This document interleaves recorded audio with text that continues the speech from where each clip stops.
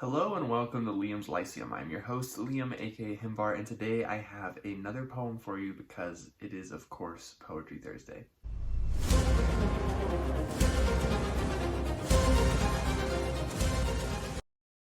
Okay, so today's poem is a little different. I'm not actually sure what the poem's called. I'm not sure if it has a name. It only has one verse that I'm aware of, but if there's another verse that I am unaware of, then please let me know. But anyways, it is a Fafhrd and Grey Mouse poem. Specifically, it is something composed by Fafhrd in the story The Seven Black Priests, which can be found in Swords Against Death, just my copy right here. This was a poem that Fafhrd seemed to be composing on the spot. Like, the Grey Mouser mentions that you've had like 30 paces to compose the next verse, and so give me one basically. And then this is when Fafhrd recites it. And so I guess I'll probably call this video "Oh Lavest Lark," because that's what the first line is.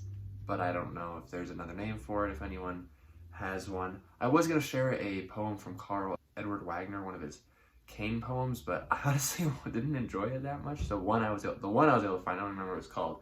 I was like, I'm pretty sure there's a song somewhere in one of these Fafhrd and Grey Master stories, and I found one. So anyways, let me read this to you real quick. O Lavest Lark had a face like a dirk, and of swordsmen 23, and his greased black ship through the waves did slip. 'Twas the sleekest craft at sea, and it helped him not when he was caught by magic the mouser and me. And now he feeds fishes the daintiest dishes, but the daintiest dish is he.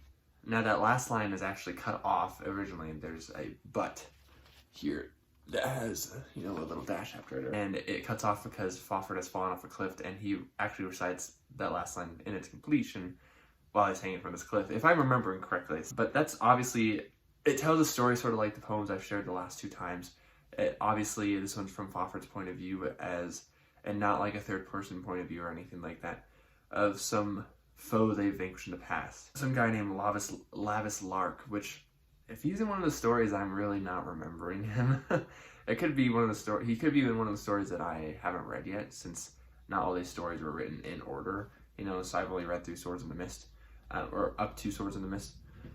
And so anyways, that's the poem for this week. Let me know what you think of that. I think it's funny. I mean, Fafhrd is trained as a skald, and he even mentions that the mouser used magic, and, mouser is trained for magic. And there are two things that don't always pop up, we see the Fafhrd and Grey Mouser as swordsmen, but sometimes I forget that Fafhrd is a skald, and that he sings songs and composes sagas in one story at least, and that the Grey Mouser had magical training.